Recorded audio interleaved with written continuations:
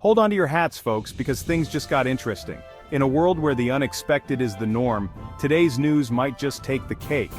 Remember Donald Trump, the guy with the hair and the tweets, the man who could turn a simple statement into a global headline? Well, he's back in the news, and this time, it's not about a Twitter feud with a teenage climate activist. No, this time, it's something that could shake the very foundations of American politics and global military dynamics. Nope, this time it's about something much bigger, the US military budget. The budget that has been the backbone of America's defense strategy for decades. That's right, the same military budget that could buy you a small country, or a very large yacht, is about to get a serious haircut. Imagine the implications of such a drastic change. Trump has proposed slashing it in half. Yes, you heard that correctly, a 50% reduction. Yes, you heard that right, half. This isn't just a minor adjustment, it's a seismic shift in policy. It's enough to make even the most battle-hardened general spit out their coffee. The shockwaves of this proposal are being felt across the military and political spectrum. Now, before you start planning your post-apocalyptic bunker, let's be clear. This is just a proposal. It hasn't been enacted yet, and there's a long road ahead. It still needs to go through the whole song and dance of Congress, which, let's be honest, is about as likely to agree on something as a room full of cats is to agree on a nap time. The legislative process is notoriously slow and contentious. But still, the fact that Trump even uttered these words is pretty darn significant. It signals a potential shift in priorities and a re-evaluation of America's role on the global stage. So buckle up, Buttercup, because we're about to dive headfirst into the wonderful world of military budgets, international diplomacy, and enough political intrigue to make your head spin. This isn't just about numbers on a spreadsheet, it's about the future of national security, international alliances, and the balance of power. Historically, the US has maintained one of the largest military budgets in the world, often outspending the next several countries combined. This has been justified by the need to maintain global peace and security, deter potential adversaries, and support allies. Experts are divided on the impact of such a drastic cut. Some argue it could weaken the U.S. quote's ability to respond to international crises, while others believe it could lead to more efficient use of resources and a focus on modern threats like cyber warfare.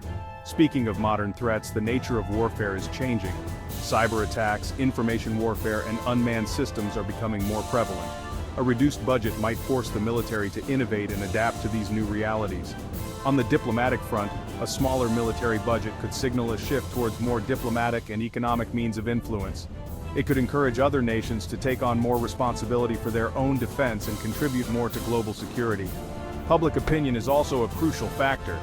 Many Americans are questioning the necessity of such high military spending, especially when there are pressing domestic issues like healthcare, education, and infrastructure that need funding.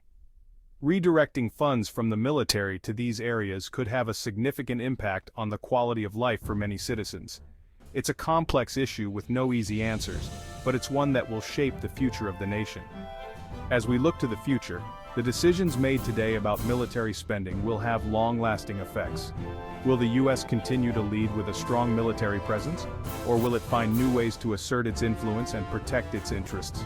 Only time will tell, but one thing is for sure, the conversation about military spending is far from over. Stay tuned, because this story is just beginning. Trump's proposal isn't just about saving money. Well, it is, but it's also about something he likes to call peace through strength. Basically, his argument is that the US spends way too much on its military, and other countries like China and Russia need to step up and share the burden.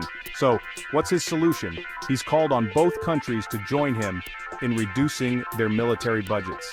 Now, this is where things get interesting. It's like inviting your friends over for a potluck, but instead of asking them to bring a dish, you're asking them to bring fewer weapons. Naturally, this has caused quite a stir on the world stage. China, always the cautious one, has responded with a healthy dose of skepticism. Russia, on the other hand, has taken a more been-there, done-that approach. China's reaction to Trump's proposal can best be described as cautious, with a side of "we'll believe it when we see it." They've been steadily building up their military for years, and they're not about to throw all that progress away just because the US suddenly decided to embrace pacifism, or at least fiscal responsibility. See, China's got this whole peaceful rise thing going on. They want to be seen as a responsible global power, not some trigger-happy cowboy like, well, you know. So, They're not going to outright reject Trump's proposal. That would be rude.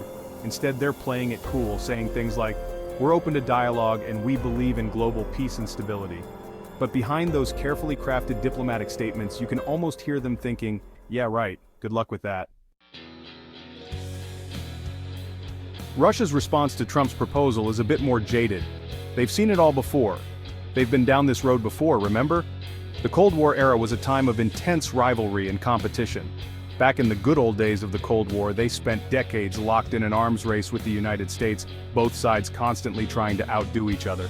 Both sides poured billions into building bigger and badder weapons, creating stockpiles of missiles, tanks, and other military equipment. So when they hear Trump talking about reducing military budgets, they're like, yeah, we've heard that one before. It's a familiar tune. They've seen the United States talk a big game about disarmament, making grand promises and declarations, only to turn around and ramp up military spending again at the first sign of trouble. It's a cycle they've witnessed time and time again. That's not to say they're not interested in the idea of reducing military expenditures. Russia's no stranger to economic struggles. The country has faced numerous financial challenges over the years, and they could certainly use the extra cash that would come from cutting back on military spending. It would be a welcome relief, but they're not going to hold their breath, waiting for the United States to follow through. They've been let down before. They've learned their lesson the hard way: trust, but verify. This cautious approach is ingrained in their strategy. The history between these two superpowers is long and complicated. From the days of the Soviet Union to the present, the relationship has been marked by suspicion and competition. Today, Russia continues to maintain a strong military presence, always ready to defend its interests. Diplomatic efforts have been made over the years, but trust is a rare commodity. Each side remains wary of the other's intentions. The Russian public, too, has mixed feelings about military spending. While some support a strong defense, others see the need for economic reform and investment in other areas. There are many areas where Russia could benefit from reallocating funds, such as infrastructure, healthcare, and education. Technological advancements have also changed the nature of military competition. It's no longer just about who has the most tanks or missiles. Cybersecurity and modern warfare tactics play a significant role in today's defense strategies. Both nations are investing heavily in these areas. Despite the challenges, Russia continues to display its military strength, reminding the world of its capabilities. Ultimately, the hope is for peaceful diplomatic efforts to prevail, leading to a more stable and secure world for all. Cooperation between these two powerful nations could pave the way for a brighter future, but it will require mutual trust and verification. As the old Russian proverb goes, trust, but verify. It's a lesson they've learned well, and one they continue to live by. Back home in the United States, Trump's proposal has reignited the age-old debate between the hawks and the doves. This debate is as old as the country itself, with each side firmly entrenched in their beliefs and arguments. The hawks, mostly Republicans and defense contractors, surprise, surprise, are crying foul, claiming that cutting the military budget will leave America vulnerable to its enemies. They argue that a strong military is essential for national security and global stability. They're waving around scary scenarios like it's going out of style: China invading Taiwan, Russia annexing the Baltics. These potential threats are used to justify the need for a robust and well-funded military. Terrorists doing, well, whatever it is terrorists do. The hawks emphasize that the threat of terrorism is ever present and that a strong military is necessary to combat these dangers. Basically, they're arguing that if America's not the biggest, baddest kid on the block, the world will descend into chaos. They believe that American military dominance is crucial for maintaining global order and deterring potential aggressors. The doves, on the other hand, are cautiously optimistic. They believe that a reduction in military spending could lead to a more peaceful and prosperous world.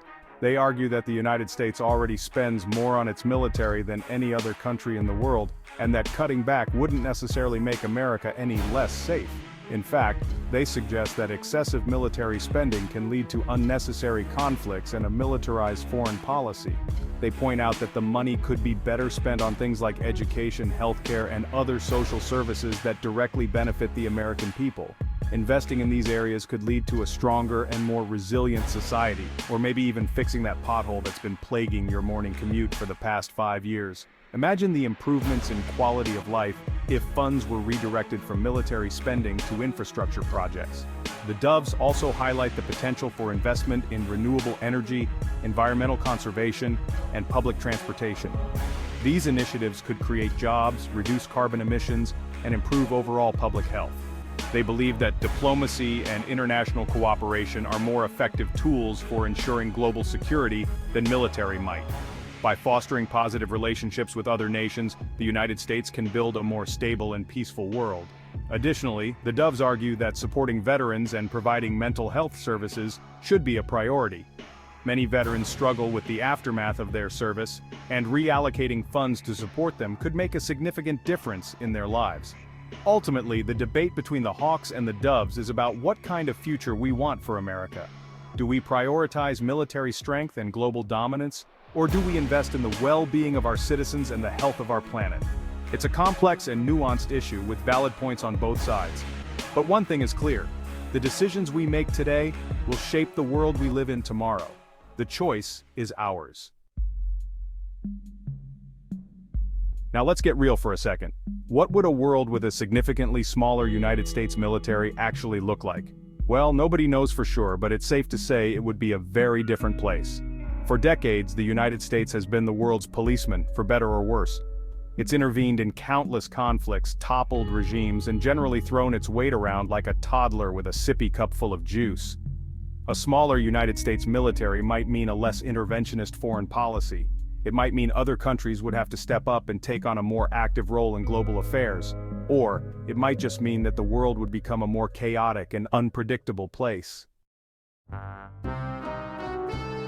So, what's the next chapter in this saga?